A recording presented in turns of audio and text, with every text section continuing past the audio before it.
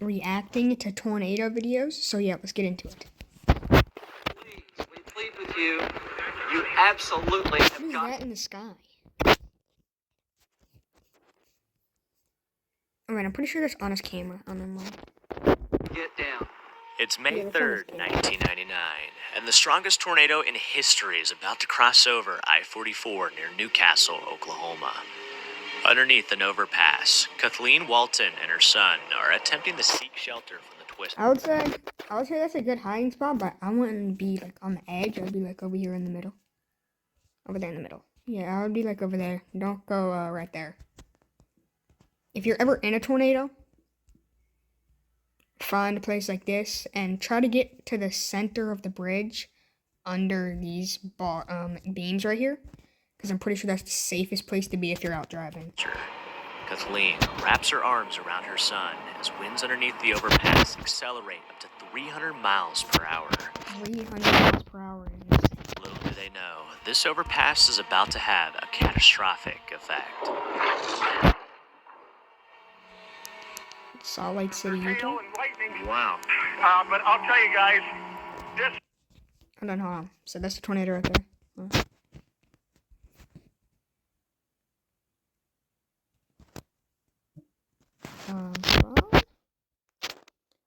Bro, no. Hold on.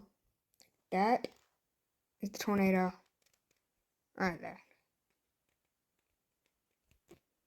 this is a very unusual I know you occurrence can from see Salt it. Lake City, Utah. One of the most common tornado myths is that tornadoes cannot hit major cities. That's what I think. But I don't really think it. I usually always think that, but that is not actually the truth. I don't think. I'm pretty sure they can. Some believe the large-scale Well, I'm buildings pretty sure they within- can't form over like cities with high-rise buildings because like all the wind circulation and stuff. But I'm pretty sure they could form over there, like where those little houses are over there. I'm pretty sure. the city can break up the Well, current. yeah, they could form over here definitely, but I don't think they could form in like big cities with like. Wind feeding high-rise into buildings. thunderstorms, thus making it impossible for a tornado to form. On the morning of August 11th, 1999, an upper-level trough of colder air moved into northern Utah, combining with warm, southerly winds over the Salt Lake Valley. By late morning, a convergence zone developed across the valley, and at around 12:30 p.m., a thunderstorm developed over the city. Yo, what is up, guys? Send me Bruh, I really got an ad. But I'm back. this was no ordinary storm. Well, right now, people are just standing and looking and wondering I what in the world cannot is see going anything. on. Traffic is Oh, slowing. there's a tornado. Right there. It looks like power is on. The semaphores are working. I'm seeing traffic flowing down West Temple here, no problems. Shortly before 1 p.m., a tornado developed and headed straight for downtown. It first touched down on Navajo Street, damaging several buildings before crossing over interstate. Yeah, so that looks to be like the little neighborhoods and stuff, and that right there is where the tornado formed. So it formed over those little houses. But this over here is the city, so it didn't actually form in the city. So yeah, that's fun. 15. From there, the tornado would intensify and produce widespread damage at the Delta Center, where the Outdoor Retailers Convention was being held. Several people were helping set up large outdoor vendor tents, including 38-year-old Alan Crandy. when the Well, hold on. tornado Let's see if we can see any tents. I'm pretty sure those things are tents. No, those are cars. struck. Sadly, Alan was killed after the tent Dang, bro. RP. he was supervising in collapsed. He would be the lone fatality from this tornado. As it continued northeast through downtown, it damaged the Wyndham Hotel before knocking down scaffolding and shearing off a crane at the LDS Church Assembly Hall. This is just, I'm sure, Third West is probably, there could have been some major injuries or damage there because the tornado went right across Third West from the Delta Center.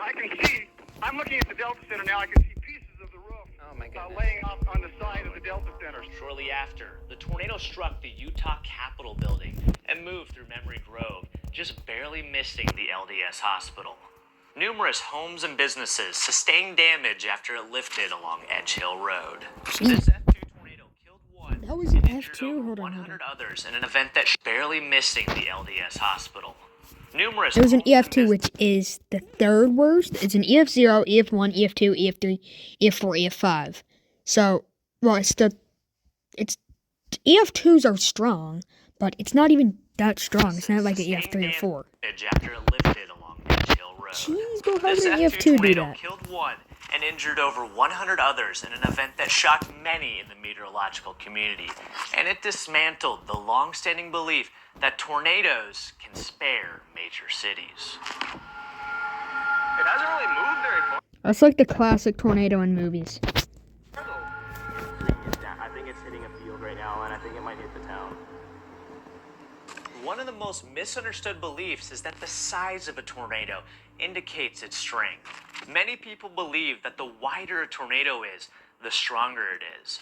And while this is true amongst the most impactful tornadoes in history, oftentimes the more concentrated tornadoes are just as capable of violent tornadic winds, such as the Ely, Manitoba tornado on June 22nd, 2007.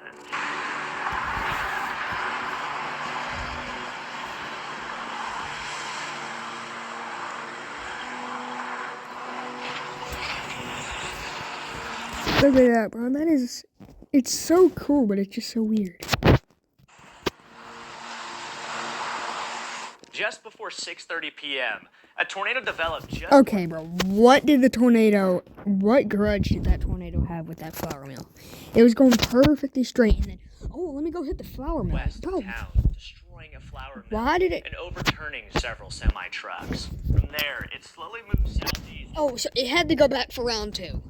quickly strengthening into F5 intensity, looping over Eli Street, where it completely destroyed Oh, whoa. It must have had a grudge on that house right there. That's a house right there. I think it really had grudges on some things. several homes, reducing them to concrete Jeez. slabs. Ivan, you want to come? Oh,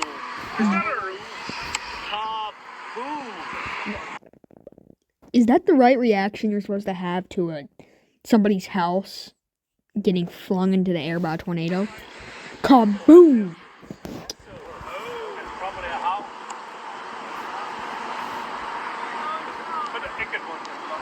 What happened there? Did the tornado go over there or something? That doesn't look like... That looks like damaged.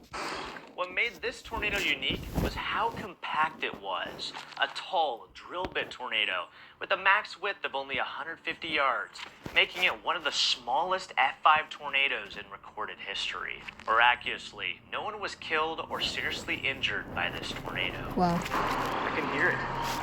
I can hear it. I can hear it. Yeah. I think it's hitting the town. Eli. I think it's either beside it or it's hitting it. It's March, and storm season is beginning to kick off, which means my sleep schedule is about to be cooked. Alright, so this is a sponsor. Let me just skip through this real National Sleep quick. Awareness Month, which is why. Hold on, brothers. So this is the next tornado. Keep going if you can. Everybody duck down. Oh, what is going on? Hold on. Let's go back for a second. Let's go back for a second. Sponsoring this video and my sleep. My sleep and my sleep. Oh, what was that? Oh, so this is the start? Hold on. Keep going if you can. Everybody duck down. Everybody duck down. I'm really in the tornado? Another popular belief is that outrunning a tornado is safer than taking cover. No. And in some cases, Well, this can sometimes. actually be true. However, it won't be an easy escape. Back on May 31st, 2013, storm chasers gathered in central Oklahoma ahead of a robust tornado threat that was shaping up.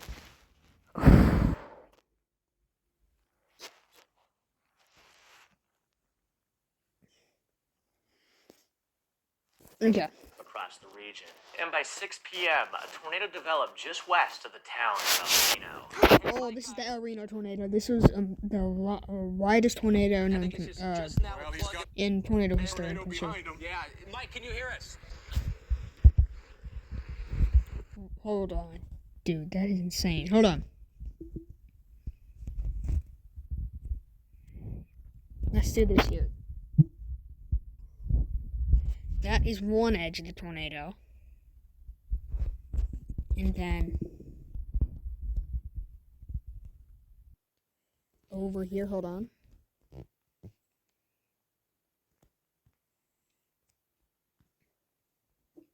Oh, what is going on? That should be the other edge of the tornado right there. Guys, that's it. Right there.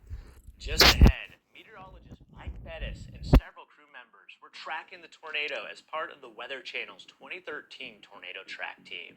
There's the tornado. We are just now, Well, hold on, we can get a better look at this now. That's one edge of the tornado right there. And that's the other. Right, no, I'm pretty sure maybe like that's the other. So, hold on. That's about how wide that tornado is. Actually, that one over there. That's probably how wide that tornado is right now. That is insane. Union City, south of El Reno, south of I-40. Cops have blocked off 81 at this point. We may actually quickly try to get in our cars and get south of this. That literally just looks like a really low cloud to the ground. That is a whole in order to tornado. stay ahead of this and not get run over by it. So, guys, I think we're going to get back in our cars. We're going to try to keep our cameras on top of this, and we're going to roll just to stay safe, okay? Realizing they were in its path, they made the decision. Why are y'all going that way? Turn around. Probably thought like it was going. They probably thought it was going that way towards them. Well, that's where they started. They probably thought it was going that way. And this edge of the tornado would have been here, and they didn't think they would have escaped in time, so they went over there, but it's actually going this way. Head south to try to get ahead of the tornado before it crossed Highway 81. This decision would prove to be costly.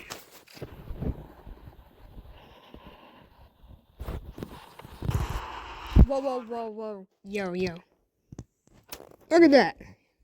That's one subvortice, and then I'm pretty sure this is one right here. This is like a big one. But that's one over there. That's one right there. That is insane. Hold on. Everybody duck, go. Just keep going if you can. Keep going if you can. Everybody duck down. Everybody duck down. They're in the tornado right now.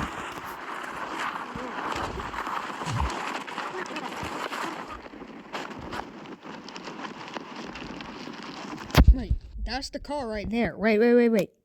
You could see the car tumbling away. The camera's outside of the car. The car's tumbling away. Inside the tornado, monster subvortices orbited the perimeter. Yeah, that's what we saw earlier. One of those subvortices would make a beeline straight for the crew, striking the vehicle, tossing it across the highway, and rolling it nearly 200 yards into a nearby field. Miraculously, all crew members... That's what the car looked like.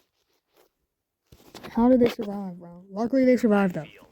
Miraculously, all crew members inside the tornado track vehicle survived, but not without injury.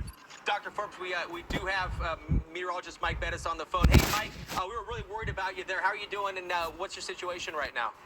Chris, kind of our worst nightmare. We were hit by the tornado. We were racing to get out of its path. It was coming right toward us. I gotta tell you, my life flashed before my eyes. One of the most dangerous misconceptions is that taking cover under a highway overpass I really got another app. protects you from tornadoes. On May 3rd, Well, sometimes that is the case for like weaker tornadoes, but if they're like ginormous tornadoes like EF5s, I'm pretty sure the whole overpass is going to get like torn away. 1999, one of the strongest tornadoes ever observed struck the towns of Bridge Creek and Moore, Oklahoma at F5 intensity, with winds exceeding 300 miles per hour, leaving 36 people killed and injuring hundreds more. Folks, if you live along South 89th Street, and it's in North Moore right now, if you live on South 89th Street over to... I'm pretty sure this was one of Reed Timmers. If you're into storm chasing, you know who Reed Timmer is. But I'm pretty sure Reed Timmer was actually on that storm chase. Lake Stanley Draper and Tinker Air Force Base. Folks, it's headed your way, and it could easily be an F5 tornado. We plead with you. There it is, crossing Interstate 35. There is a tremendous amount of debris in the air. We pray and plead with you, please get down now. As the tornado neared I-35, a group of people took shelter under an overpass, including Kathleen Walton and her son. When the F5 passed directly over the overpass, she tried to hang on while protecting her son, but the violent forces at play proved to be too much as she was pulled out from underneath the overpass and thrown sadly passing away at just 40 Dang. R.I.P. years old. Those who were able to hold on to the overpass suffered gruesome injuries from the accelerated debris. This was the result of the Venturi effect, where tornadic winds were funneled into the confined space underneath the overpass, accelerating the already violent winds of the F5 tornado.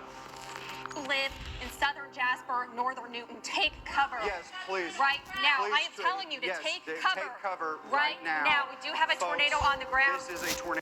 Hold on, let's see if we can see the edges of the tornadoes. That is one edge, and then that's a pretty wide tornado. Yeah, this is a very dangerous situation. We cannot stress this enough. If you are in Joplin, please take cover. All right, this was a Joplin tornado. Oh, wait, no, it wasn't a Joplin tornado in like the 2000s, not 1999. However, the most dangerous myth isn't about cities, cars, or overpasses. It's believing it won't happen to you. On May 22nd, 2011, a tornado touched down just northwest of Joplin, Missouri. Oh, this is the Joplin one. This is the Joplin one. Stop. We need the windows up on the right. Yes. Move your head. I got on video. Oh, your man. I'm pretty sure this was one of those first forming because you can't even, it doesn't even look like it's touching the ground, but there's invisible winds touching the ground. Okay. We need to run off. Oh, wait. Oh, my. I looked away from my phone for it condensed that fast. It took like 5 seconds, not even 5 seconds for it to do As that. it tracked southeast, it rapidly intensified into an extremely violent EF5 tornado, harboring winds over 200 miles per hour. Many had no clue that a tornado was headed their way, as it was completely shrouded in rain. Most people assumed this was just another tornado warning, but this time was different.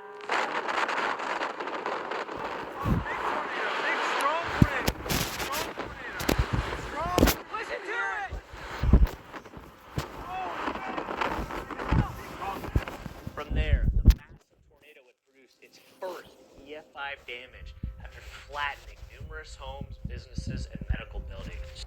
Several 300-pound concrete parking stops anchored by rebar were torn from a parking lot and Dude. So, that right there is either there, or there. Those things are, like, not only are they, like, pretty heavy, they're not heavy enough where they can't get picked up by a tornado, but not only are those things, like, maybe 75 pounds, but those things are rebarred into the thrown up concrete. to 60 yards away. The tornado continued off to the east, where it slammed straight into St. John's Regional Medical Center, shifting the top floors of the building up to 4 inches. Vehicles in the hospital parking lot were thrown into the air and mangled beyond recognition, including a semi-truck that was tossed 125 yards. You can't even see that, bro. Hold on.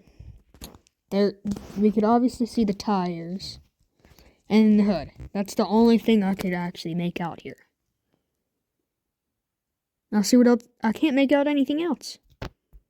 There's wires sticking out of the car. What? That's insane. And wrapped completely around a debarked tree. But this wasn't the end of the tornado's carnage. Tornado sirens once Tornado again. sirens once again going off in Joplin. Those are definitely look power like a- flashes that we are seeing on the ground. Oh, it's getting big. Whoa, that thing is ginormous. I knew it was big, but I've actually never seen a video on it. It's like there to there. That thing is insane, right? That's huge. I got it all on video. That's a wedge. I got it. It would continue east, crossing Main Street, completely destroying every building in its path, including St. Mary's Catholic Church, Greenbrier Nursing Home, and Joplin High School. With the monster I've seen the Joplin Hospital still before. buried deep in Well, the rain. not IRL, but like I've seen It struck a videos. Pizza Hut along South Range Line Road, where Christopher Lucas and 19 others were taking shelter in a walk-in freezer. Sadly, Christopher was pulled out and killed when he tried to hold the door shut. R.I.P. The bungee cord. The tornado would then go on to destroy. Wait. How would you hold a door shut with the bungee cord? More businesses, Especially with like 200, 300 mile per hour including winds. a Walmart and a Home Depot, while ripping out 100-pound manhole covers and leveling a Pepsi distribution plant. Okay. Where?